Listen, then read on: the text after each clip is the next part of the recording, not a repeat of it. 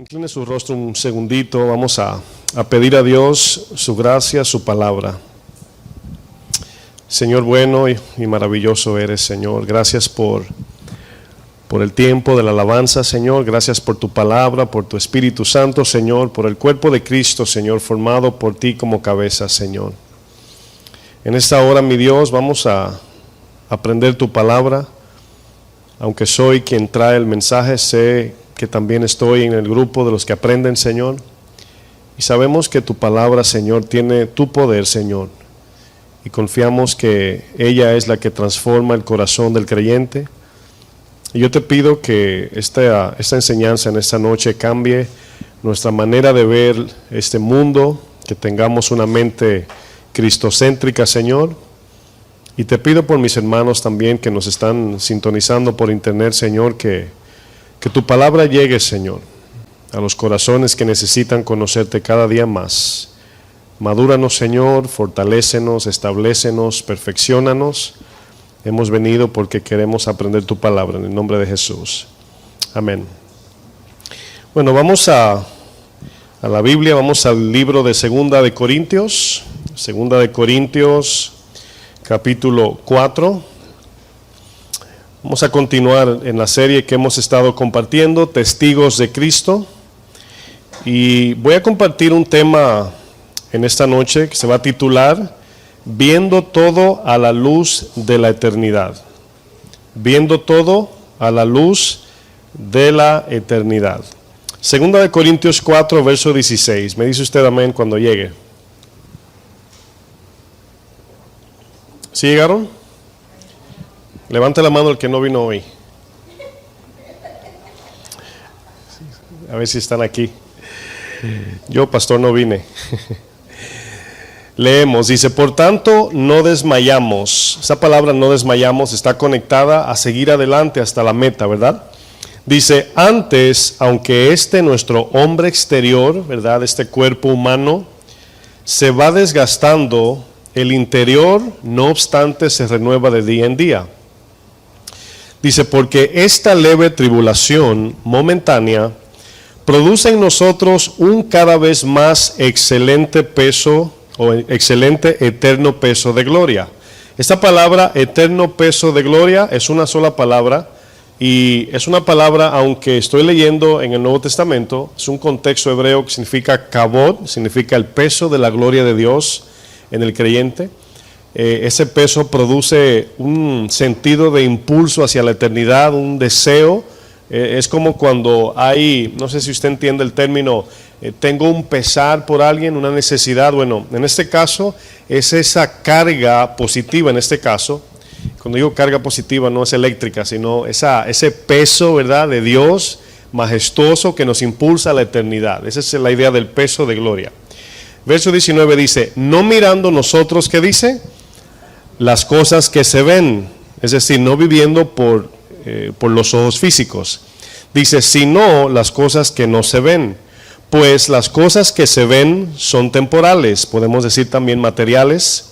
Dice, pero las que no se ven son eternas. Dice, porque sabemos, voy a continuar al próximo capítulo, verso 1. Si notan es una continuación. Porque sabemos que si nuestra morada terrestre es una referencia a nuestro cuerpo físico, material. Dice, este tabernáculo, ahí está el cuerpo, se deshiciere, se desgaste, ¿verdad? Un día desaparezca. Dice, tenemos de Dios, ¿qué dice? Un edificio. ¿Cómo es ese edificio? Dice, una casa no hecha de manos, dice, eterna, ¿dónde? En los cielos. Dice, y por eso también gemimos, y aquí el gemir es un deseo profundo del corazón, deseando ser revestidos de aquella nuestra habitación celestial. Uno de los problemas, uno de ellos más grande en la vida del cristiano, es cuando el cristiano quiere vivir su vida cristiana, valga la redundancia, a la luz de lo material, de lo físico, de las cosas materiales y pasajeras. Eso es, hermanos, catastrofísimo, si puedo decir. Porque caminar con Cristo y los ojos puestos en el mundo no nos permite ni avanzar ni en el mundo ni con Dios. Ni en el mundo ni con Dios. Si se dan cuenta, Voy a usar algunos ejemplos del pueblo de Egipto. Si yo les pregunto hacia dónde avanzaron, fíjense que ni a la tierra prometida, pero tampoco a Egipto. Y se quedaron en el desierto postrados, en el proceso. Entonces, muchas de nuestras tendencias de la carne o deseos de las cosas materiales, todas tienen que ver, la mayoría en este caso, con querer alcanzar. Porque en el caso de Moisés dice que por la fe dejó a Egipto, ya él lo tenía. Moisés tenía la prosperidad, tenía la autoridad, tenía todo lo que este mundo ofrece y lo dejó. Mientras que el pueblo que salió de Egipto se estaban quejando porque quería lo que Egipto ofrecía. Nunca lo tuvieron. Y fíjense que aún con el deseo podemos morir sin alcanzar las cosas de este mundo, pero también corremos el peligro de no llegar a la promesa que Dios tiene para nosotros. Y aquí es donde nos damos cuenta que muchos cristianos no disfrutan la vida cristiana, no crecen en conocimiento de Dios, no Biblia, no de Dios personalmente, porque están en dos canales. Y por eso la palabra dice que el hombre de doble ánimo es inconstante. Y una persona que de momento da 3 pasos para adelante y 3 para atrás, ¿a dónde llega? A ningún lado. Entonces por eso es que tenemos que estar firmes en entender a qué propósito nos llamó el Señor. ¿Cuál fue la queja del pueblo en el desierto? Bueno, una de ellas era que no tenían las cosas que prometía Egipto, las cosas materiales de Egipto, que no lo tenían, ¿verdad? Esa era una de las quejas. Otra era que el problema de ellos es que aunque en el camino con Dios, quiero que noten esto, no conocieron al Señor. Fíjense la ironía. Estaban en el camino, pero no conocieron a Dios.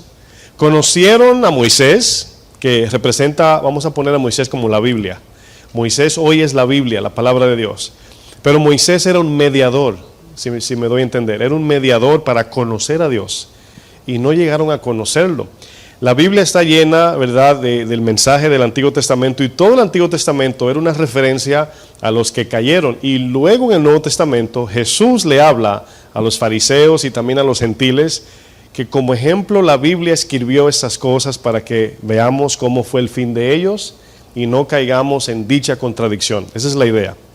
Otra razón era que ellos no llegaron a alcanzar la promesa de Dios por estar con su mirada en Egipto. Bueno, en Hebreos 3, vamos a ver un ejemplo, es una referencia al Nuevo Testamento, del Nuevo Testamento al Viejo, es decir, a la historia de Egipto, al Éxodo. Y si yo quiero que usted piense por un momento, ¿por qué todos sabemos que hay 2 pactos? ¿Verdad? Está el pacto del Antiguo Testamento, le llamamos el Viejo Pacto, y está el Nuevo Pacto, que es en Cristo. En el Nuevo Pacto nos encontramos bajo la gracia, ahora somos la iglesia de Jesucristo, etc. Es cuando hablamos del Nuevo Testamento. Cuando el Nuevo Testamento hace una referencia o un recordatorio, haciendo memoria de lo que pasó en el Antiguo, obviamente nos está alertando para no imitar las pisadas del pueblo de Dios, rebelde, es para no caer en esa contradicción. Entonces el libro de Hebreos 3:12, este libro aparece en el Nuevo Testamento. Dice Hebreos 3:12, dice: mirad, hermanos, les está hablando aquí a creyentes cristianos, que no haya en ninguno de vosotros corazón malo de incredulidad, para apartarse del Dios vivo. ¿Qué es un corazón malo de incredulidad? Lo vamos a ver en un momento. Verso 13 dice, antes exhortaos los unos a los otros. Miren, una de las responsabilidades de los hermanos en Cristo es que nos alertemos, que nos alentemos, que nos levantemos el ánimo, que nos llamemos, ¿cómo estás? Alertándonos, dice, fíjense la palabra que dice, exhortaos, animaos es la palabra. Anímense el uno al otro para no dejar de congregarse, como dice el mismo libro de Hebreos, como algunos tienen por costumbre. Entonces, miren, veníamos en el camino hablando de un ejemplo de que perdemos el balance de la vida cristiana. Muchos dicen, bueno, Dios no está en la iglesia, y eso es una verdad, Dios no está en el edificio. Pero eso a muchos lo lleva al extremo de no congregarse por eso. Entonces, fíjense, eso es un extremo al otro lado. Entonces, sí, Dios no está en el edificio, pero Dios nos ordena congregarnos. ¿Por qué? Fíjense que el mandamiento trae bendición, hermanos. Trae bendición el mandamiento, porque yo les aseguro que ustedes, por ejemplo, en mi caso no tengo la libertad de decir no quiero ir a la iglesia porque soy el pastor, ¿verdad? Como decía un pastor, dice, mi amor, no quiero ir a la iglesia mañana. Y dice, mi amor, ¿verdad? Tú eres el pastor. Y dice, ay, ¿verdad? No me puedo tomar el día libre. Pero ustedes seguro faltaron un día a la iglesia o una semana, qué sé yo, y de repente dicen, necesito congregarme. ¿Por qué usted dice eso? Porque usted ve la diferencia de cuando se está congregando y cuando no se congrega. Entonces, hay bendición en esa orden de congregarnos. Hay una bendición ahí que Dios nos quiere compartir. Fíjense, sigo leyendo. Dice, entre tanto que se dice hoy, para que ninguno de vosotros se endurezca por el engaño del pecado.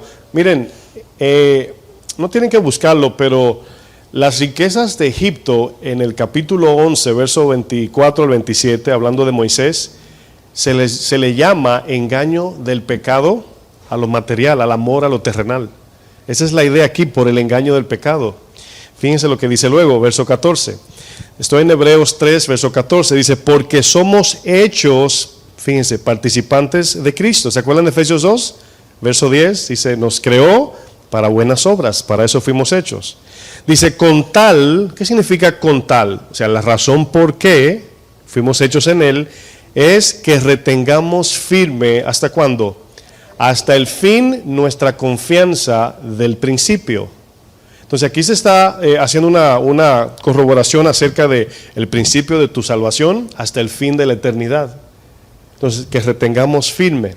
Dice el verso 15, entre tanto que se dice, si oyeres hoy su voz, o sea, fíjense lo que dice luego, no te endurezcas, no te ensoberbezcas, no rechaces el consejo de Dios. Dice, no endurezcáis vuestros corazones, y fíjense lo que dice, como en la provocación. Ahora, yo sé que la mayoría, casi todos conocen lo más básico de la historia de Egipto. Sé que ¿quién no conoce la historia de Egipto en lo más simple? Creo que todos, ¿verdad?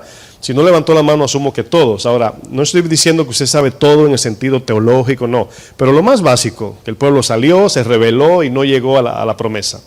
Bueno, aquí hay una conexión que dice, no se endurezcan como ellos se endurecieron. Ahora, ¿qué está haciendo la Biblia? Nos está diciendo a nosotros, miren su proceder y no sigan los mismos pasos. Esa es la idea. El versículo 16 dice, ¿quiénes fueron? Miren lo simple que Dios lo hace. Usted no necesita ni ser doctor para entender esto. Aquí es como usted decir, ¿y quién fue? ¿Qué fue lo que pasó? No leí Éxodo, por ejemplo, usted puede decir. No me sé la historia. Bueno, dice el 16, ¿quiénes fueron los que habiendo oído le provocaron? Dice, ¿no fueron todos los que salieron de Egipto por mano de Moisés? Y a nosotros la palabra nos dice, ¿quiénes son los que caen del evangelio, se desvían y pecan deliberadamente? ¿No son los que Jesús ha salvado? Es la misma idea.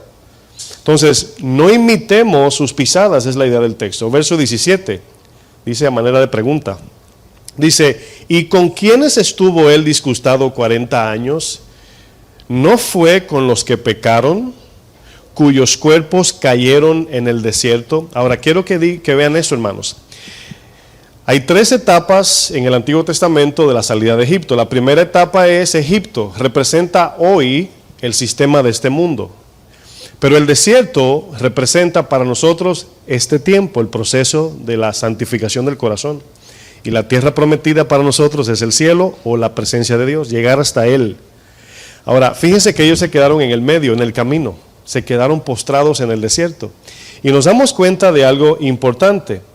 Dice, ¿no fue los que pecaron cuyos cuerpos cayeron en el desierto? Dice, ¿y a quiénes juró que no entrarían en su reposo? Y aquí la palabra reposo no es el tema, voy a traer una enseñanza de eso, pero reposo tiene que ver con la satisfacción del alma, con la plenitud en Cristo, donde se acaba la queja, donde se acaba la celos, envidias, pleitos, porque ya ese reposo, el cual es el shalom de Dios, es la paz, la plenitud en Cristo. Y esa es la palabra reposo para nosotros. ¿Se acuerdan cuando los 10 mandamientos dice que tenemos que guardar el sábado? Pero entendemos que ya es un mandamiento judío, ¿verdad? Que tenía una representación de descansar en Cristo, reposar en Cristo, todos los días ahora. Si mi reposo es un sábado, hermanos, yo estaría asustado, porque vivimos en un tiempo lleno de estrés, trabajo, pleitos, iras y de todo. Entonces yo necesito algo que yo pueda cada día correr a reposar, y es Cristo en este caso. ¿Sí están entendiendo hasta ahí? Dice el 18, sí, retomo. Dice, ¿a quiénes juró que no entrarían en su reposo? Sino a aquellos que desobedecieron. Ahora, es aquí donde yo pongo el dedo, porque hay cristianos, ¿verdad?, que no tienen el reposo de Dios. Y reposo, repito, es esa plenitud en Él, donde ya no pedimos más, sino que nuestra vida está marcada por el servicio. Miren, cuando usted está lleno de Dios, lo único que resulta en su vida es servir, porque usted está completo ya. Y todo es dar su vida por el servicio. Dice el verso 19, y vemos que no pudieron entrar, fíjense, en el reposo, a causa de su incredulidad. Miren, ¿cuál fue el pecado que cometió este pueblo? Si podemos especificar algo, ¿verdad? Bueno, la incredulidad. Ahora, piense usted, ¿qué produce incredulidad? Incredulidad tiene que ver con tener dos amores o un amor aparte de Dios. Es decir, cuando Dios me da una orden o me promete algo, también el mundo me promete algo. Cuando yo como creyente vivo en dos aguas, obviamente voy a ser incrédulo a confiar en lo que Dios me ha prometido. Y no voy a poder atender lo que Dios me está ordenando o la promesa que me quiere dar. Entonces vemos que comienza todo en la incredulidad, pero el origen de la incredulidad, mis amados, ¿quieren saber cuál es? El amor al mundo. El amor al mundo es lo que produce incredulidad en el creyente. Miren, de la incredulidad, el cual es la falta de fe en la promesa, ¿se acuerdan que el pueblo se quejaba porque le faltaba comodidad en el desierto? Porque no tenían alimentos de Egipto, eso lo vamos a ver en un momento. Bueno, esa falta de confiar en la promesa es como me llega a la mente cuando algunos de hispanos se pasan de su país a los Estados Unidos caminando. Piensen en eso por un segundo, si usted lo experimentó o conoce a alguien que lo hizo. Bueno, en ese camino no es tiempo de comodidad, hermanos. No es tiempo de langostas, camarones. No, usted está sacrificando su vida en el camino y come lo que sea y bebe lo que sea hasta llegar a su destino. Es más o menos una idea del desierto. La promesa no se encontraba en el camino, sino en el destino. ¿Sí me están entendiendo? Entonces, muchas veces podemos vivir una vida de quejas porque no tenemos lo que Dios nos prometió allá, y no en el camino.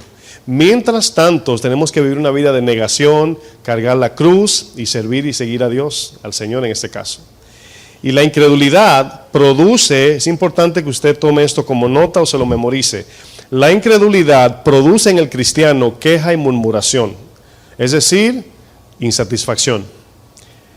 La incredulidad no permite que Dios derrame su amor, su gozo, su paz. Obviamente no hay una relación.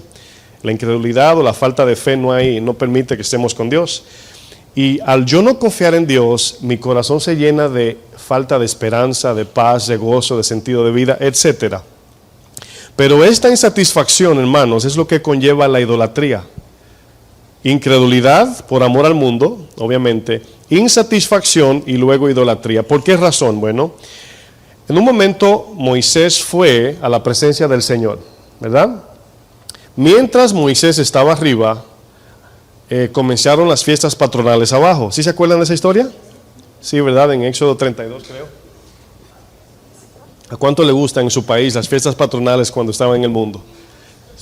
Yo contaba los días así, cuenta regresiva, y faltan 20 días, 19, 18, 17, así, porque era la parranda del momento, ¿verdad? Todo el mundo se concentraba en un lugar, y los amigos, y la bebida, y la música, que no se podía ni hablar. ¿Qué? Sí, es un ambiente que uno no sabe. Hoy uno entiende que es cosa de locos, por así ponerlo, pero bueno, se armó unas fiestas patronales ahí abajo.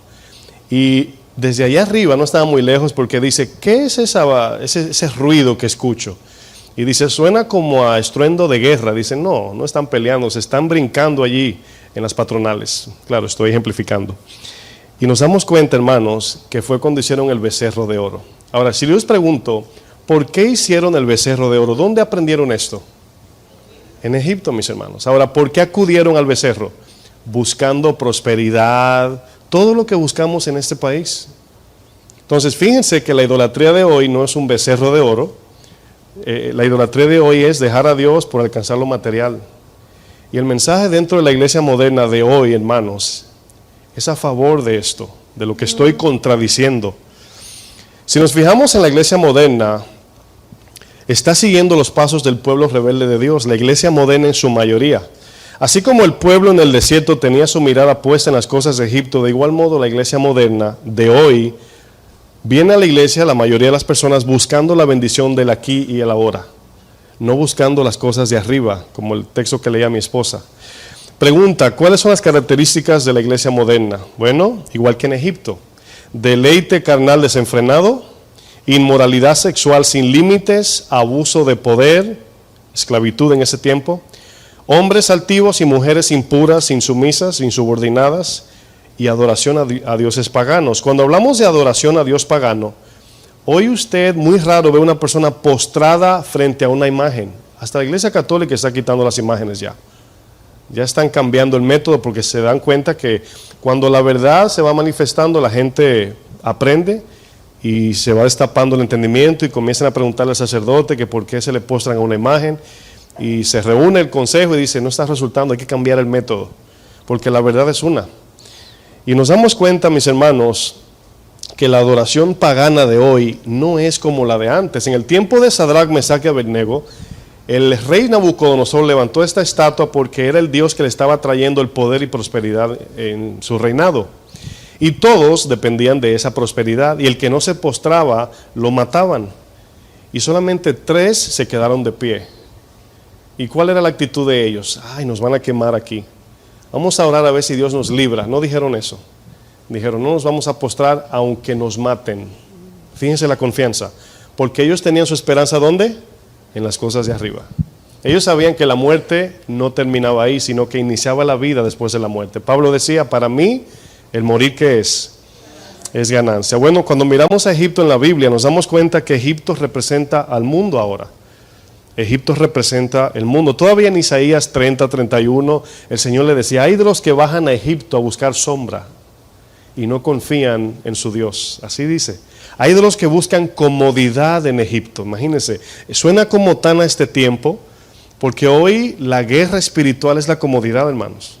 Es buscar estar cómodos, lo más cómodo posible, lo menos que le puedo dar a Dios, el menos tiempo que le puedo dedicar a Dios es lo que hoy se busca en la iglesia.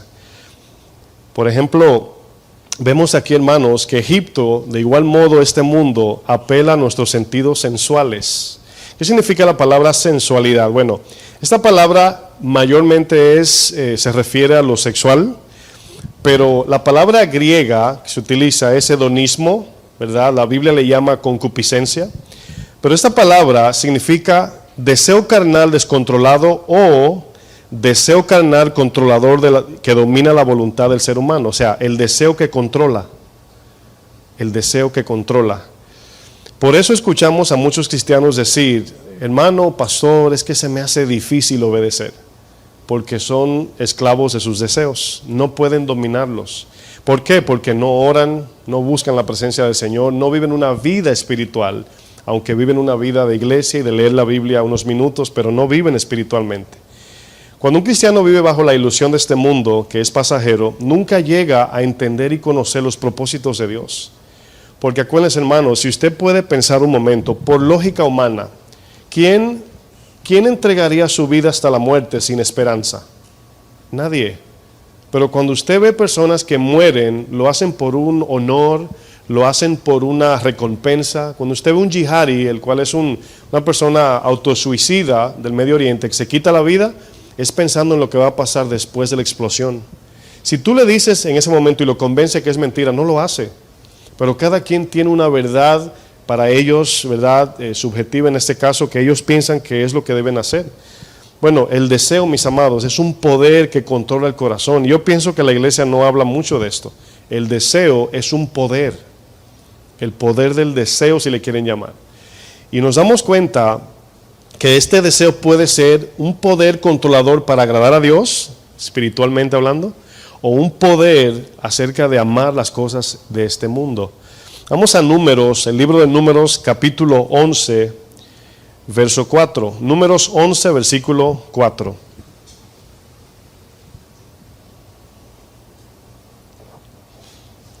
La batalla del pueblo salido de Egipto, hermanos, era el deseo. Tenían deseo de llegar a la tierra prometida, pero tenían más deseo por Egipto. Escuche bien lo que le dije. tenían deseo de la tierra prometida, pero más deseo, o el deseo de volver a Egipto era más fuerte, porque cada vez que pasaba algo, ¿qué era lo primero que salía de la boca? Vámonos a Egipto, devolvámonos a Egipto. No, me voy del camino del Señor, ya me cansé. Y la razón por qué viene eso es porque tenemos eso como punto B o plan B, así preparados, y se nos olvida que así como el matrimonio, ¿verdad? La relación con Dios es plan A o plan A. Pero cuando tenemos tantos planes, bueno, si no me va bien en la iglesia, tengo este plan B, plan C, plan D, plan E, y menosprecio el A. O sea, no le damos tanto valor a la relación con Dios. Fíjense aquí en el camino, habían extranjeros, es decir, no hebreos. En ese tiempo no habían judíos todavía.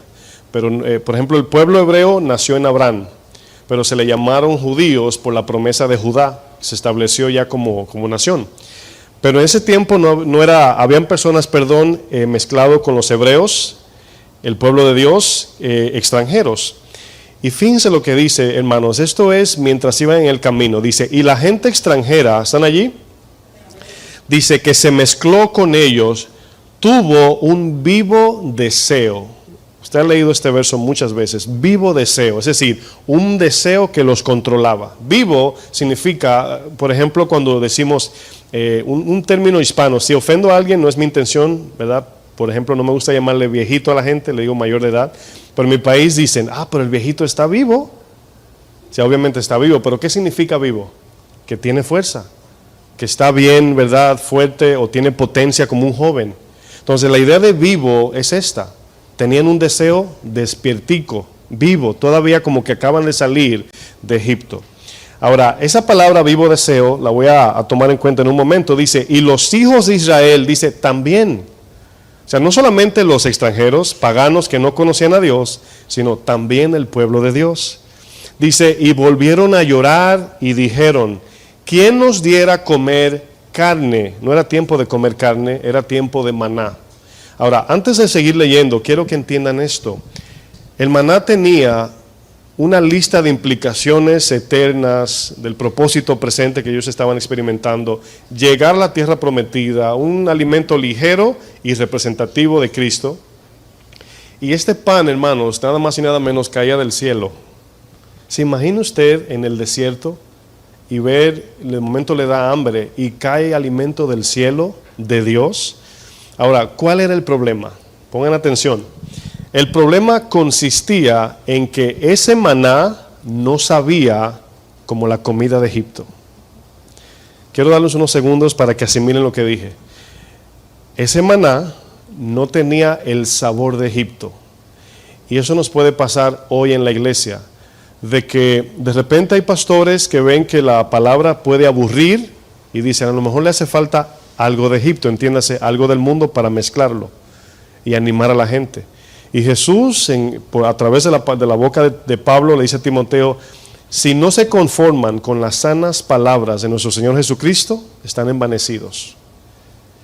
Y aquí es donde corremos el peligro de que el maná, entiéndase, la palabra a veces no es tan atractiva como lo es el mundo. Ese es el problema que corremos en la iglesia.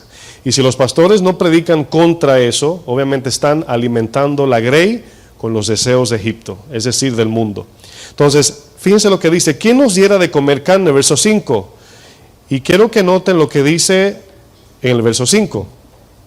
Nos acordamos del pescado. Ahora, esa palabra nos acordamos significa una imaginación como si fuera que estuvieran comiéndoselo. Ahora, quiero hacer una conexión. ¿Se acuerdan cuando Jesús dijo, todo el que, verdad, se allegue a una mujer que no es su mujer o qué sé yo, es adulterio? Pero yo os digo que el que solamente mira y la codicia en su corazón ya adulteró. Entonces, esa idea de nosotros concebir un pensamiento imaginario, pero ya llevándolo a cabo, es como saborearse la mente en un pensamiento, es como que ya se te hace agua a la boca, era la idea de ellos. Nos acordamos del alimento de Egipto. Hermanos, pensemos seriamente. Esta gente era esclava en Egipto. La razón por qué el Señor vino, dice, porque he escuchado el gemido de este pueblo, cómo Faraón los subyuga, los abusa, los pisotea. Es lo que vemos hoy, pero un poco más moderno. La esclavitud de hoy, hermanos, no es con un látigo, es quitándote tu tiempo, para que llegue el día de la redención y te encuentre el Señor sin estar listo. Esa es la esclavitud de hoy. Hoy no te están dando con un palo en tu trabajo. No, hoy el problema es, la esclavitud es por medio de quitarte el tiempo. Miren, en el Antiguo Testamento había que ir a un lugar a adorar, al tabernáculo, pero ahora no. Ahora si tú naciste de nuevo, el Señor habita en tu cuerpo llamado ¿cómo? Templo de ¿cómo? Del Espíritu Santo. Entonces, ciertamente no hay que venir aquí para conocer a Dios. Ya usted lo conoce si nació de nuevo. Pero ahora es cuestión de sacar tiempo para estar con Dios, tiempo para ser guiado por Dios, tiempo para servir a Dios, tiempo para buscar la dirección de Dios. Entonces, fíjense que ahora la esclavitud no es dándote golpes, es acomodándote en ese tiempo para que no saques, valga la redundancia, tiempo con Dios. Bueno, cuando ellos dicen, verso 5, nos acordamos del pescado que comíamos. ¿Será cierto? No sabemos, pero parece que no. Porque aún los fariseos en Juan 8 dicen, nunca hemos sido esclavos de nadie. Y era mentira. Entonces puede ser que esto nada más sea, imagínense los esclavos en la cocina, preparando el alimento de Egipto, el olor a pescado, cómo se veía, no sé, miren, conozco hermanos que trabajan en casas de gente rica, ¿verdad? Personas que limpian o qué sé yo, y allí quizás usted vea cosas que diga, wow, qué lindo está eso, y usted puede codiciar, o la comida, dice, wow, esta gente bota la comida, o yo nunca he comido eso, o me dieron a probar un día que estaba limpiando la mesa, se cayó y me lo dieron a probar, y qué bueno estaba eso, y puede haber un cierto sentido de codicia. Es posible que cuando ellos digan, nos acordamos de comer pescado, ¿verdad? Dice luego, comíamos en Egipto de balde, pepino, melones, puerros, cebollas y los ajos. O sea, comida bien sazonada. Dice, y ahora nuestra alma se seca, pues nada sino este maná ven nuestros ojos. Esta palabra que leí en el verso 6 es importantísima. ¿Saben por qué? Porque era todo lo contrario. Su alma estaba seca en Egipto y también se estaba secando en el camino porque no se estaban satisfaciendo con lo que Dios le estaba dando. Miren, si yo les pregunto, ¿usted cree que un pedazo de pollo frito sacia mi alma? No, mis hermanos, mi barriga sí, y quizás mis sentidos, el paladar, lo disfruto, pero eso no quita, un pedazo de pollo da paz. No, mis hermanos. Ellos le estaban atribuyendo poder de gozo, paz y todo a la comida de Egipto. ¿Qué es lo que hoy vemos, hermanos? Confiando en las cosas materiales, buscando en eso paz, gozo, etcétera. Y vemos esta palabra vivo deseo. El vivo deseo que ellos tenían era la codicia, la envidia, los celos por estar en Egipto y tener lo que Egipto ofrecía, llevándolos a menospreciar la promesa eterna de Dios. Aquí está el problema. El propósito del Espíritu Santo en nuestras vidas como creyentes, hermanos, es ayudarnos a morir al deseo terrenal. Oigan bien, ayudarnos a morir al deseo terrenal. Voy a citar unos versos bien rápido, si usted quiere los anotas. Romanos 8:26 dice que el Espíritu nos ayuda a pedir lo que nos conviene. Dice que Filipenses 2:13, el Espíritu produce el deseo de cumplir la voluntad de Dios. Filipenses 2:13. Efesios 5:19 dice que el Espíritu produce acción de gracias en nuestro corazón. Primera de Tesalonicenses 2:13, el Espíritu opera en el corazón del creyente para santificarlo. En Juan 16 dice que el Espíritu nos guía a toda verdad. En Primera de Juan 2:27 dice que el Espíritu nos da convicción para cuidarnos de los falsos. Y la lista es larga, hasta ahí la dejé. Ahora fíjense la idea, hermanos, el Espíritu es dado al creyente para santificarlo, y la santificación significa, o parte de la santificación es, morir a los deseos pasajeros de esta vida. Porque obviamente si usted y yo como creyentes estamos enfocados en el aquí y en el ahora, nunca nos enfocaremos en los propósitos eternos de Dios. Es imposible, hermanos. Hebreos 11, versículo 8, vamos a ver un ejemplo de Abraham, mis hermanos. Abraham era uno que nunca se estableció en ningún lugar, no tenía morada fija. Hebreos 11, verso 8.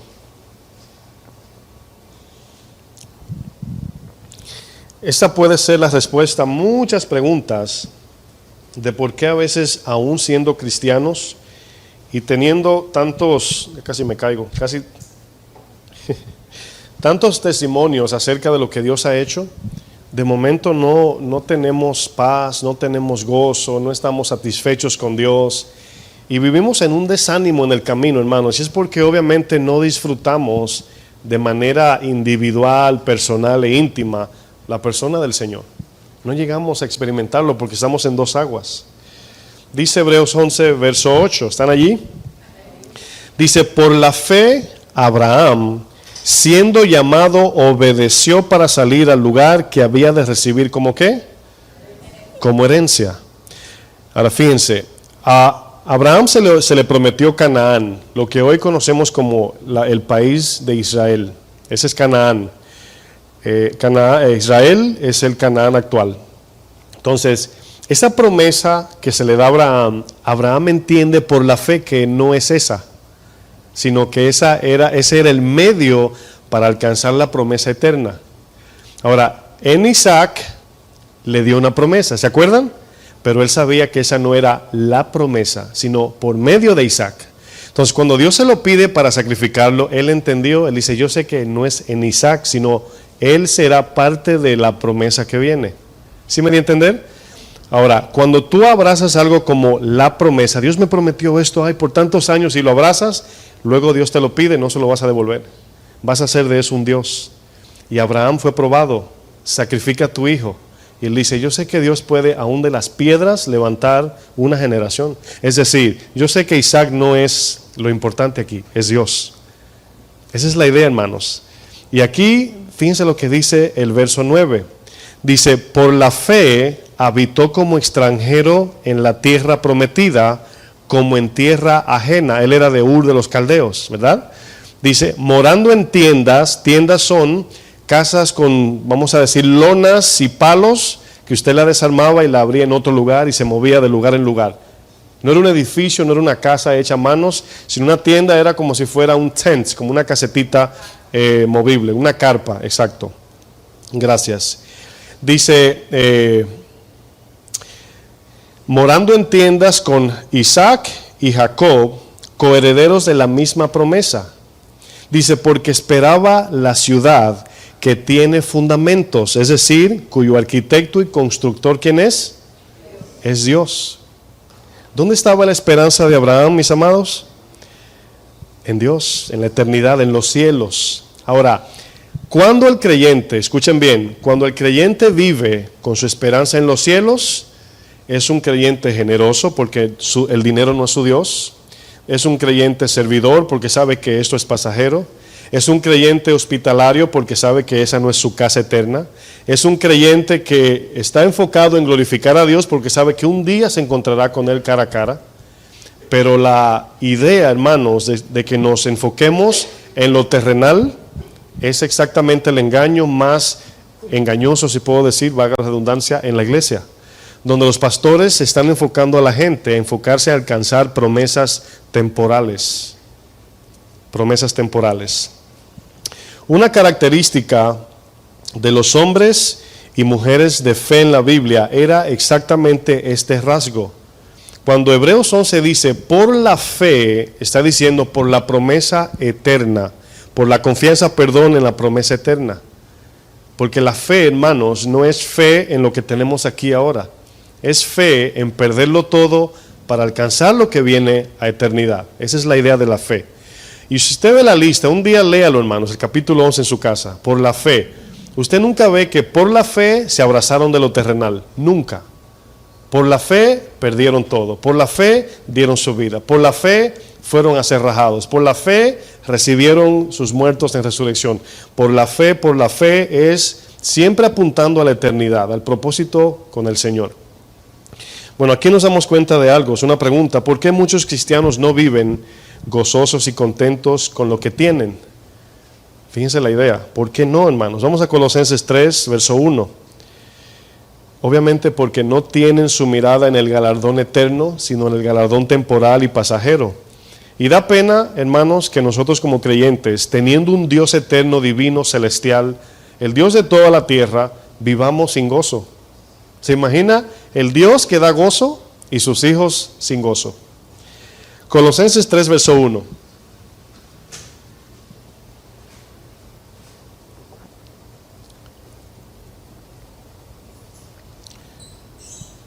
Es el mismo verso que mi esposa leyó al principio. Dice, si pues habéis resucitado con Cristo, es decir, si has nacido de nuevo, dice, si tienes ya, ¿verdad?, vida nueva en Cristo, dice, buscad las cosas de arriba. La palabra buscad significa vivir detrás de las cosas de arriba. Buscad aquí no es nada más como se te perdió la cartera y la andas buscando, no. Sino en la vida todos buscan algo, pero con su vida, no momentáneamente. De repente yo digo, ¿dónde están mis llaves? Eso es buscar. Pero no estoy buscando las llaves con mi vida, sino solamente un momento. Si las encuentro o no, bueno, sigo mi vida hacia adelante.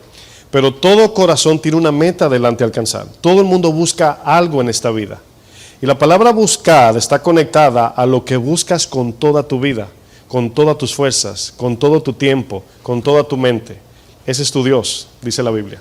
Entonces, cuando dice buscar las cosas de arriba, se está refiriendo que enfoquemos todo nuestro tiempo y ser en las cosas de arriba. ¿Sí entendieron? Dice, donde está Cristo sentado a la diestra de Dios. Y esta palabra, ¿verdad?, nos ayuda porque es, busca las cosas donde está el Señor reinando, tu Señor. ¿Se acuerdan cuando le dijo a Pilato, mi reino no es este mundo? Dice, verso 2, dice, poner la mira en las cosas de arriba, no en las de la tierra. Y mira, aquí se refiere al corazón, hermanos. Dice el versículo 3, dice, porque habéis muerto y vuestra vida está escondida con Cristo en Dios. Ahora, nuestra vida y promesa no es aquí en la tierra, es en los cielos, hermanos. Y nuestra madurez, una evidencia de la madurez cristiana es esta, que nuestra manera de ver la vida, a eso le llamamos la cosmovisión, es decir, como vemos el mundo y la vida, es todo sustentado y fundamentado en que un día el Señor vendrá. Todo lo que hago es pensando en eso. Un día el Señor viene. Un día se me va a acabar, ¿verdad? Las cosas que yo más amo en esta tierra se van a ir un día. Gente y cosas, un día se van a ir. Entonces, la urgencia que tenemos que tener como creyentes, como testigos de Cristo, es enfocarnos en las cosas de arriba. Estamos aquí, hermanos, de manera temporal con un propósito. Fuimos dejados en esta tierra con un propósito. Y si no lo estamos cumpliendo, hermanos, no sabría qué decirle, pero un día estaremos frente a aquel que nos llamó. Dice el verso 4, dice, cuando Cristo, vuestra vida, se manifieste, entonces vosotros seréis manifestados con Él en gloria. ¿Sabe lo que significa eso, hermanos? Que cuando veamos al Señor, ya tendremos cuerpos glorificados, ¿verdad? Y si usted sufre de dolores en su cuerpo, ¿verdad? No más, olvídese del dolor, ni incomodidad ni siquiera. ¿Cuántos quieren ver ese día? ¿Cuántos tienen achaques físicos? Levante su mano. Yo sé que Yari, Gloria, ¿verdad? Hermano Baruch también. Bueno, todos sufrimos de algo, pero yo sé que ustedes, ¿verdad?, sufren. Pero ¿cuántos, no levanten la mano ahora, tienen esa angustia en su corazón, falta de gozo, de paz? ¿Cuántos batallan con obedecer la palabra? ¿Cuántos se sienten solos? ¿Cuántos se sienten sin propósito? ¿Cuántos se deprimen? ¿Cuántos le han pasado pensamientos de suicidios? No estoy diciendo que digan amén, pero piensen eso. Un día se va a acabar eso, hermanos. Un día ya no más lágrimas, no más abuso. Entonces significa que soportaremos esta leve tribulación, es momentánea. En aquel día, hermanos, vamos a pasar la soga de la carrera con las manos en el aire diciendo, ay Señor, gracias. Y de ahí en adelante comienza la fiesta. ¿Sabe cuándo se acaba? Nunca. Miren, la tristeza de una buena fiesta es que se acaba. Eso es lo único malo de una buena fiesta, que se acaba. En el cielo, hermanos, no más. Y queremos, mientras estamos aquí, sufrir para alcanzar, para que venga más gente. Porque una de las evidencias del amor de Dios es que no me quiero ir solo. Por eso no me quiero ir todavía. Amén. Verso 5 dice, haced morir. Es decir, ¿se acuerdan de las dos palabras de números? ¿Cuál era? Deseo, vivo. Aquí es haced morir. Están conectadas estas ideas. Ellos tenían un vivo deseo. Aquí dice, hazlo morir. ¿Qué deseo? El terrenal, el de Egipto, el del mundo. El deseo de tener las cosas pasajeras como más importante que las cosas de Dios. Esa es la idea. Dice, pues lo terrenal en vosotros, fornicación, impureza, pasiones desordenadas, habla del deseo desenfrenado. Dice, malos deseos y avaricia, que es idolatría, cosas por las cuales, oigan bien, la ira de Dios viene sobre los hijos de desobediencia, en las cuales vosotros también anduvisteis en otro tiempo, cuando vivías, cuando andabas en ellas. Esa es la idea. Bueno, cuando Jesús discipulaba a los apóstoles, que hoy conocemos como apóstoles, Jesús los reprendía por tener su mirada en lo material y terrenal. Esa era la reprensión de todo momento. Si se dan cuenta, cuando ustedes lean los evangelios, resuma cuál era el problema que Jesús tenía con ellos, y era que todavía estaban abrazados a lo terrenal. Por ejemplo, característica de un corazón que tiene su mira en lo terrenal, celos y envidia. Esa es una marca directa a una persona que tiene sus ojos aquí en la tierra. Miren, cuando el cristiano es una persona celosa y envidiosa, ¿verdad? Es una característica de que no tiene su esperanza en los cielos. Santiago 3, verso 14, vamos a ir avanzando para ganar tiempo. Santiago 3, 14, voy a ir leyendo en lo que usted lo busca o lo puede anotar. Dice, pero si tenéis celos amargos y contención en vuestros corazones, dice, no se jacten, es decir, no digan que son cristianos. Eso es lo que significa no te jactes. Dice, no mientas contra la verdad, es decir, no puedes decir que eres cristiano con el corazón lleno de celos y envidia. Dice, porque esta sabiduría, es decir, este pensamiento, esta idea, dice, no es la que viene de Dios, sino que es terrenal, es animal y es diabólica. Punto 2 de una persona que tiene su corazón esperanzado en lo material y terrenal es gloria de hombres, es decir, buscando la aprobación del mundo o de la gente. Una mente terrenal busca su gloria en las personas, es decir, su aprobación o reputación ante los demás. Los discípulos de Jesús tenían esta tendencia, hermanos. En Mateo 15, verso 12, dice, voy a esperar que ustedes lleguen, yo sé que los llevo rápido, es que queda poco tiempo ya. Mateo 15, 12, dice, entonces acercándose sus discípulos, le dijeron, ¿sabe que los fariseos se ofendieron cuando oyeron esta palabra? Esta palabra, hermanos, ¿saben qué es? Cuando es en singular, el evangelio, la verdad de Dios. Oigan dónde estaba la mente de los discípulos. Estaban más preocupados por la ofensa de la gente que por la ofensa de Dios. Esta gente ofendieron a Dios y ellos estaban más preocupados por los fariseos. Le dicen, Señor, cuando le dijiste eso se ofendieron. Ay, ¿qué vamos a hacer? Si la gente se ofende, ¿cómo les predicamos? Obviamente no debemos ser ofensores, pero si el mensaje solo ofende, que ofenda. Es una diferencia. No debemos ser ofensores, pero si el mensaje de Dios ofende, está bien. Es una diferencia, hermanos.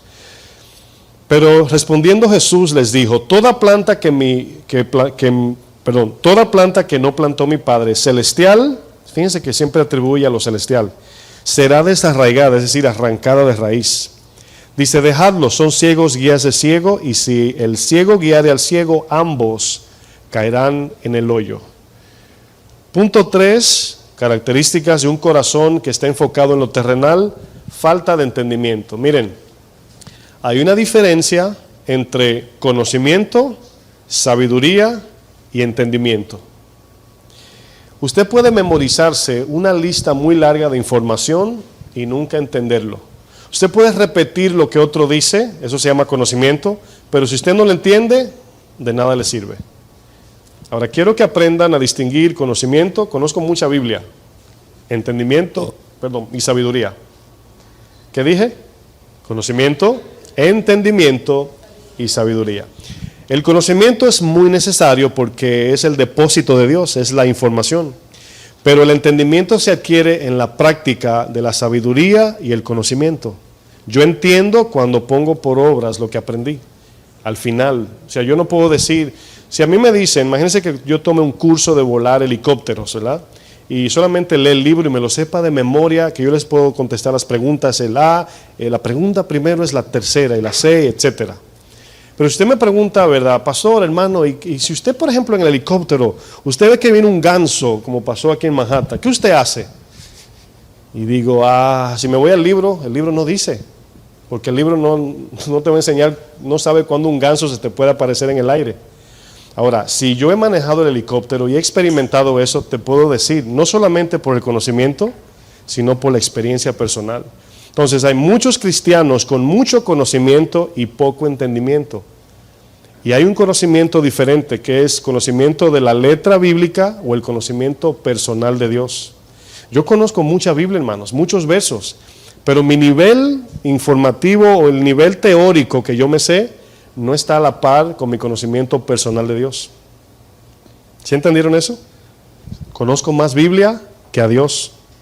Conozco más el libro que al que lo escribió. Pero vamos creciendo en obediencia y lo vamos conociendo cuando ponemos por práctica lo que aprendemos. Entonces, la tercera tendencia de una persona que tiene su esperanza, sus ojos, ¿verdad? O que ve la vida a la luz de lo terrenal, es falta de entendimiento. Cuando la mente del cristiano está ocupada en las cosas terrenales y materiales, nunca llega a crecer en el entendimiento de los propósitos de Dios.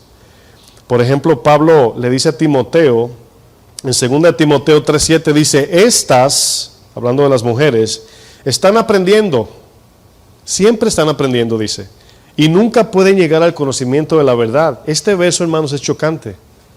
Y yo lo aplico a mi vida, aunque le hablaba a las mujeres que están siempre estudiando, pero todos nosotros estamos incluidos en el principio, o sea, el principio que Pablo está compartiendo. O sea, están aprendiendo siempre, pero nunca llegan a conocer la verdad. ¿Por qué? Porque la verdad no es una información, es una persona. Cristo dijo, yo soy, ¿qué? Yo soy la verdad. Yo soy la verdad. Entonces, ustedes, hermanos, nunca llegarían a experimentar lo que dice la palabra hasta que no lo pongan por obras. Nunca. Se pasarían toda una vida viniendo a congregarse, más información, se pone contento porque aprendió algo, pero nunca llega a entender nada. Sí sé, pero no entiendo. Y es una tendencia que he escuchado esta palabra repetirse en mi mente mucho. Vivimos en el tiempo donde sabemos más y entendemos menos. Es increíble, eso es irónico, hermanos. Sabemos más y entendemos menos. Vivimos en el tiempo donde no sabemos ni entablar una conversación concreta que tenga sentido, porque ya nuestra mente está más inclinada al teléfono o a otras cosas que ya no hay interacción. ¿Qué significa eso, hermanos?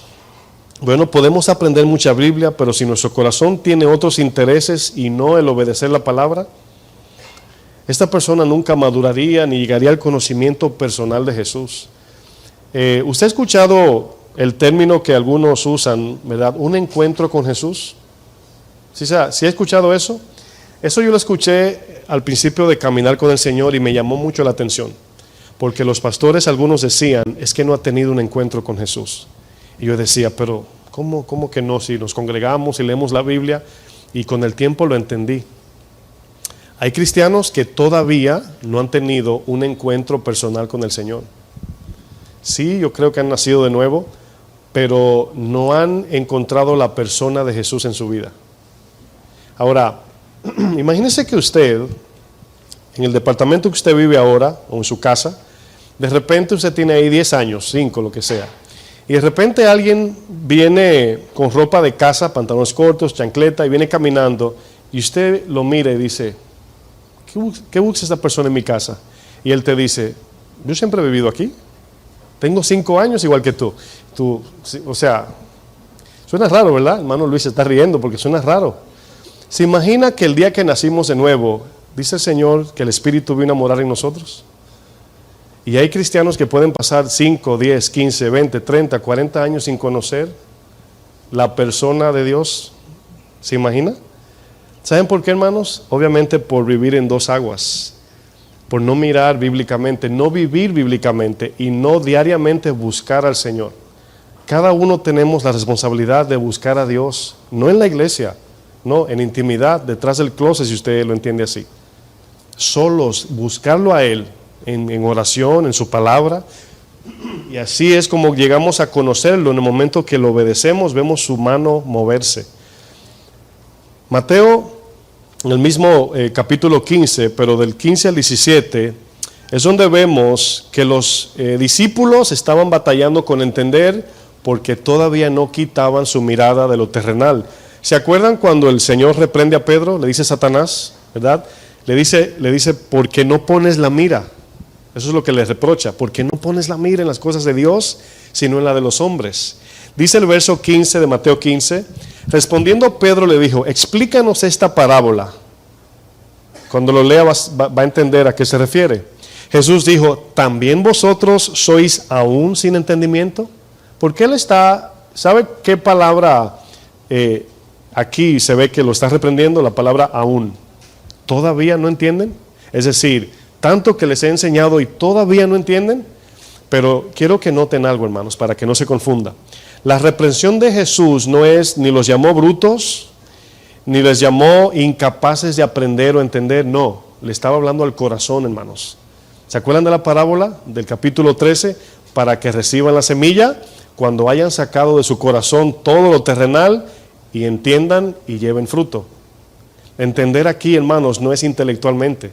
Es cuando abrazamos la palabra de Dios. Usted puede ser la persona la persona que menos entiende y letrada, y usted abraza la palabra de Dios con fe y usted recibe entendimiento de Dios. O puede ser un doctor, ¿verdad? O un ingeniero graduado magna cum laude y se abraza la palabra, igual que aquel que no estudió, va a entender. Entonces no se trata de lo intelectual, se trata del corazón, de abrazar la palabra de Dios para que sea Él quien produzca el fruto en nuestras vidas. ¿Sí entienden? Pues no se sienta que, es que yo no sé leer mucho. Bueno, practique, pero no se trata nada más de eso. Verso 17 le dice, ¿no entendéis que todo lo que entra en la boca va al vientre y es echado en la letrina? ¿Sabe lo que está diciendo Jesús, hermanos? Cuando yo lo leí por última vez, o sea, hoy, yo dije, wow, nunca había visto eso. Y es que el Señor le está diciendo, ¿no entienden que las cosas materiales son materiales? Oigan bien lo que está diciendo. Y las cosas espirituales, ¿qué son? Espirituales. Todo lo que es nacido de la carne, carne es. Todo lo que es nacido del espíritu, espíritu es. Ellos le dicen, hermanos, a ellos, no puede ser que al lavarte las manos tu corazón cambie. Necesitas un trato espiritual para que tu corazón cambie. ¿Cómo va a ser que si me lavo las manos mi corazón es regenerado? Eso decían los fariseos. Y él le dice, ¿todavía no entienden que no se trata de lo que hacemos por fuera, sino de lo que Dios hace en los creyentes por dentro y luego se manifiesta por fuera? Bueno, Jesús aquí los reprende y aquí nos preguntamos por qué muchos cristianos abandonan el camino cristiano, y existen diferentes casos. No me gusta generalizar porque cada quien sabe por lo que atraviesa, pero en su gran mayoría, repito, en su gran mayoría, es por vivir en dos aguas, un pie en el Jordán y otro en Galilea, un pie en Egipto y otro en el desierto, o uno en el desierto y otro en la tierra prometida. Bueno, Jesús claramente nos dice en Mateo que no podemos servir, ¿qué? A dos señores. Amaremos a uno, pero por consecuencia odiaremos al otro. No puedo decir, yo sirvo a Dios, pero Satanás y yo amiguitos desde pequeños somos. Estoy, claro, bromeando, pero es para que lo vean en un sentido lógico. No se puede. Es decir, soy cristiano y amigo del mundo. Es que hay que ganarse la gente. Y entramos en el humanismo y entramos en cosas que no dice la Biblia, ¿verdad? Una cosa es amar a las personas en el mundo sin amar el sistema que los arrastra a ellos. Es diferente eso. Segunda de Corintios, para concluir. El texto que usamos al principio, capítulo 4, Segunda de Corintios.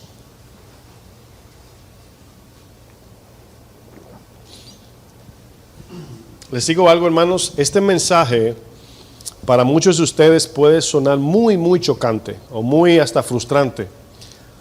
Pero les digo algo, si ustedes entienden lo que estamos hablando hoy, va a poder ver la luz en Dios.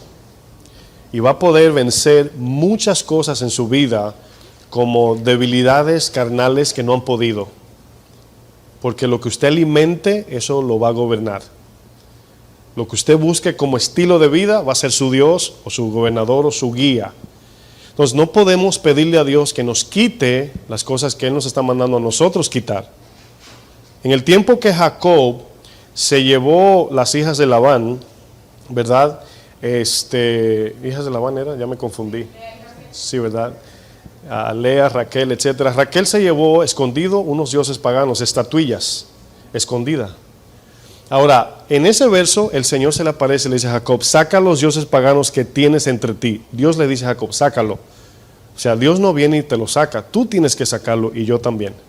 Entonces, hay cosas que estamos adorando, a lo mejor no una imagen, por eso yo les digo, tengan paciencia con los católicos porque puede que ellos adoren expresivamente y usted escondidamente o íntimamente. Entonces, idolatría no solamente es imágenes, no solamente, aunque sí, sino usted puede adorar cosas que lo controlan y es idolatría. El amor al dinero, dice Colosenses, es idolatría, es tener otro Dios. Entonces, aquí nos damos cuenta de algo, hermanos. Fíjense lo que dice el verso 16 de 2 de Corintios 4. Dice, por tanto no desmayamos, es decir, seguimos adelante. Ahora, ¿por qué aparece la palabra no desmayar?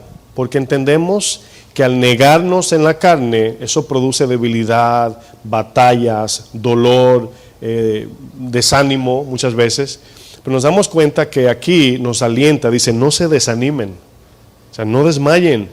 Dice antes, aunque nuestro hombre exterior se va desgastando, podemos verlo de esta manera. Aquí no es alguien que se está haciendo ya viejito, sino es una idea del proceso santificador del creyente.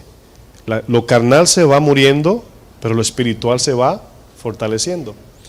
Porque no tiene que ver con la edad, tiene que ver con la transformación del creyente. Son palabras figurativas aludiendo a la santificación del creyente. Dice, el interior, no obstante, se renueva de día en día. Dice, porque esta leve tribulación momentánea. ¿Qué tribulación? Bueno, obviamente, al ver tribulación, dice el Señor, en el mundo tendréis aflicciones. Al negarnos, tenemos tribulación, aflicción. Al querer servir a Dios, habrá persecución. Pero es leve. Leve quiere decir no es tan pesada. Pero obviamente usted diría, ¿cómo que no, pastor? Bueno, aquí el autor lo está comparando con la eternidad. Por eso es, hermanos, tan importante que cuando vemos las cosas a la luz de la eternidad, lo que decimos que duele mucho viene a doler poco. Si a ti te dicen, por ejemplo, fíjense la idea, alguien te llama y te dice, ¿puedes trabajar por 24 horas con un pico en la mano, sin parar, sin beber agua y sin nada? Y usted diría, ¿qué? No. Y le digo, pues está bien, te voy a dar $1,000,000. Y tú dices, ¿me puedes preguntar otra vez lo que dijiste? O sea, ¿cambió? ¿Qué cambió? ¿El trabajo? No, la oferta. Entonces, ¿sí lo harían por $1,000,000? ¿Un día nada más? Pastor, ¿qué pasó? Claro que sí, correrían a hacerlo. Un día, 24 horas trabajando sin comer y beber agua. Bueno, ahí no cambió el trabajo, cambió la oferta. Entonces, cuando vemos el sufrimiento de esta vida cristiana, bajo el propósito, tiene que ser, acuérdense, el sufrimiento por causa de Cristo, es leve y es momentáneo comparado con la eternidad. Y ahí tiene sentido sufrir y negarnos. Pero si quitamos la mirada de lo eterno, de lo celestial, de lo que viene, de lo que no se ve, nos enfocamos en este corto tiempo y decimos, es que es difícil, es que me duele mucho, es que me ofendió. Y todo resumido al corto tiempo que estamos en esta vida terrenal.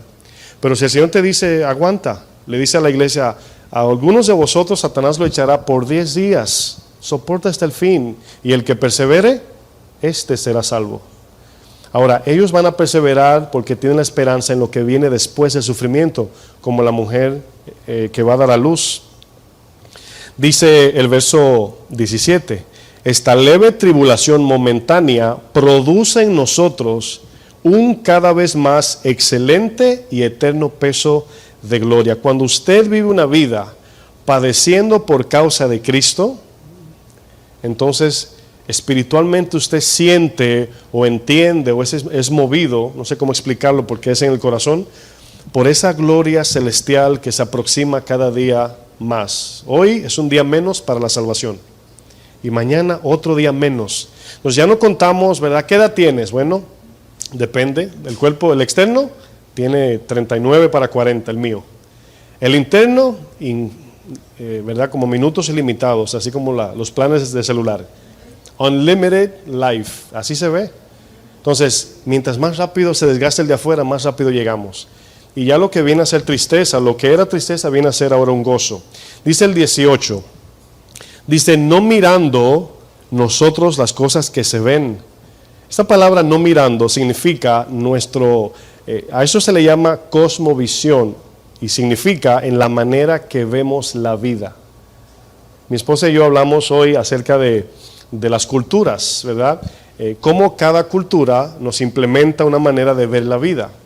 Mi país, por ejemplo, yo le decía a ella, son bien materialistas, pero una tendencia que tenemos es que tomamos todo a bromas.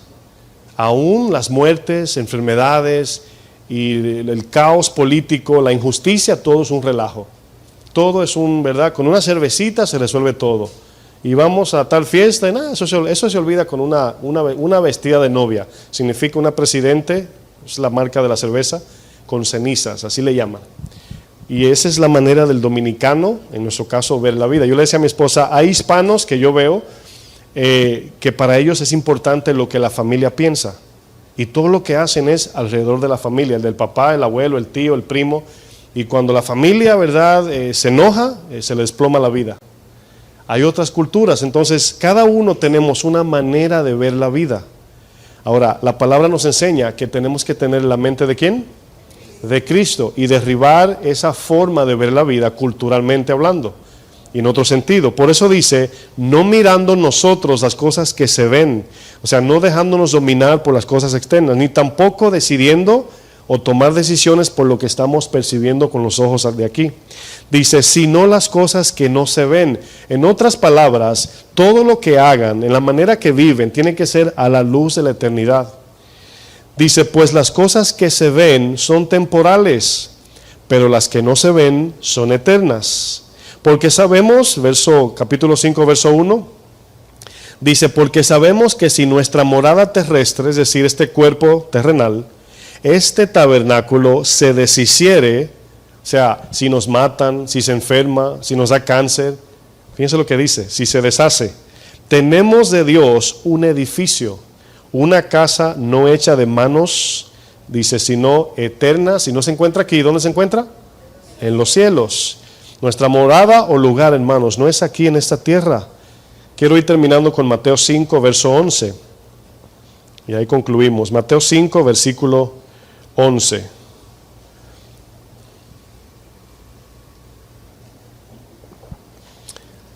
Mateo 5, verso 11. Son las bienaventuranzas desde el 3 hasta el verso 12.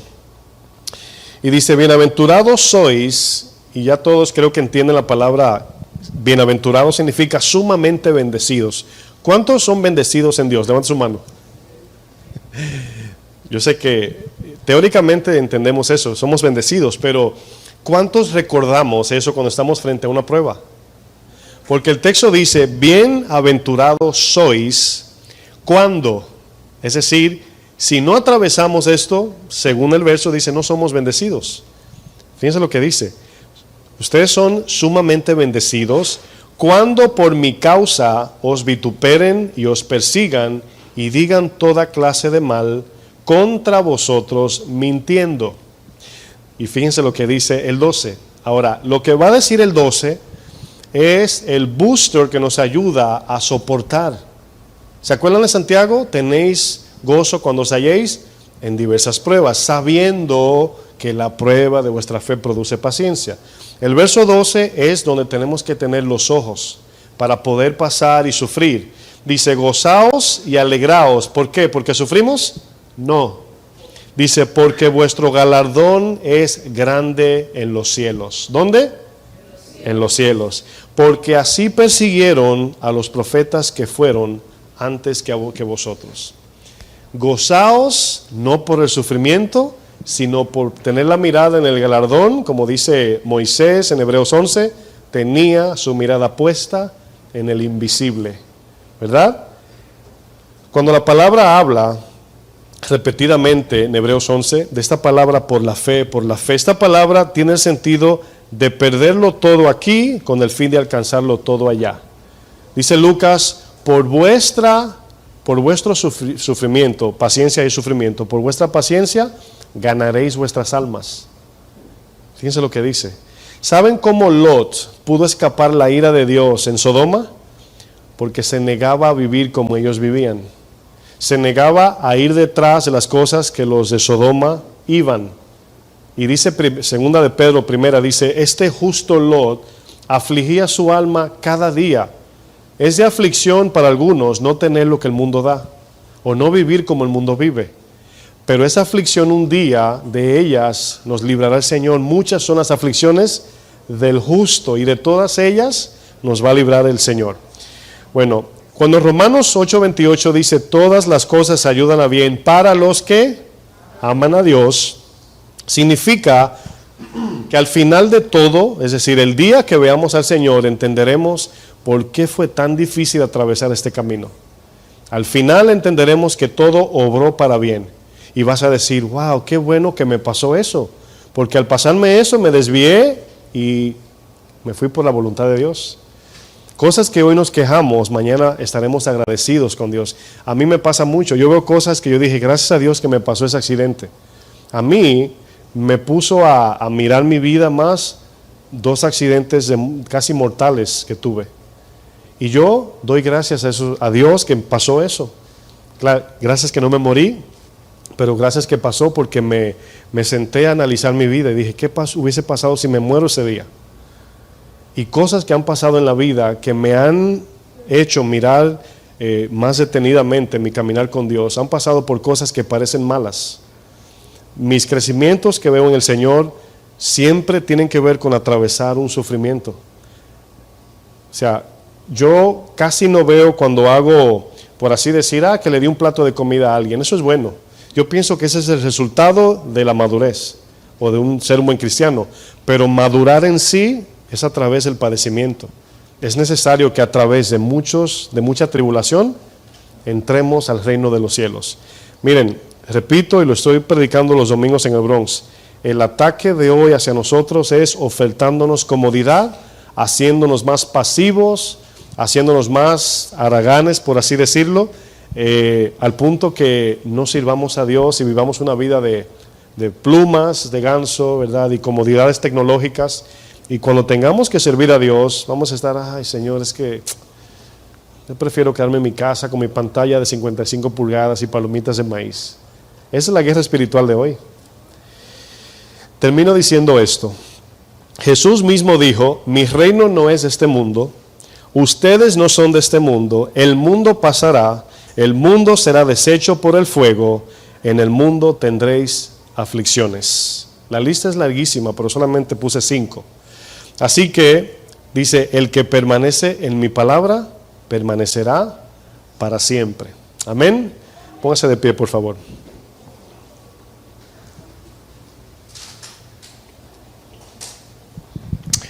Padre eterno, te damos gracias, Señor. Pienso que tu palabra ha sido muy clara para nosotros, Señor, y queremos tomar las medidas de corrección, Señor. Queremos ajustarnos a tu palabra. Recuerdo en tu palabra, Señor, cuando tú le dices a los discípulos, hay muchos de los que están aquí que no gustarán la muerte hasta que vean al Hijo de Dios venir en las nubes. En ese momento muchos que trataron de salvar su vida la perderán, muchos que la perdieron la salvarán por causa de Cristo. Y en aquel día veremos ese gran día, para muchos espantoso, para otros de celebración, pero queremos ser de aquellos que van a celebrar. La palabra dice que cuando veáis que los días se ponen difíciles, erguíos y levantad vuestra cabeza, porque vuestra redención está cerca. En el momento donde se aprieta más el sufrimiento es cuando estamos llegando al fin de la prueba. Yo te pido, Señor, por tus ovejas, por mis hermanos, Señor, que tu Espíritu Santo, mi Dios, derrame entendimiento sobre ellos acerca de lo que hemos hablado. Te pido que confirmas tu palabra, Señor, y que tomemos muy en serio lo que hemos escuchado. Ayúdanos a seguir adelante, Señor. Queremos conformarnos con el maná. Queremos, Señor, comer el maná, el cual es tu palabra, el cual es el Cristo mismo en nuestros corazones. Que nos baste tu palabra, Señor. Que no seamos exigentes y recordemos que aún lo que tenemos es inmerecidamente. Cuanto más tu salvación por gracia. Guárdanos del maligno, Señor. Guárdanos aún de nuestra propia carne, Señor. Fortalécenos en el momento de la obediencia. Danos sabiduría en momentos de decisión. Y siempre, Señor, háblanos. No nos dejes sin tu palabra. Que nunca en nuestras vidas oramos escasee tu palabra, Señor. Porque ella es lámpara a nuestros pies y es lumbrera en nuestro caminar por esta tierra llena de tinieblas. En el nombre de Jesús te lo pedimos. Que el Señor les bendiga, hermanos.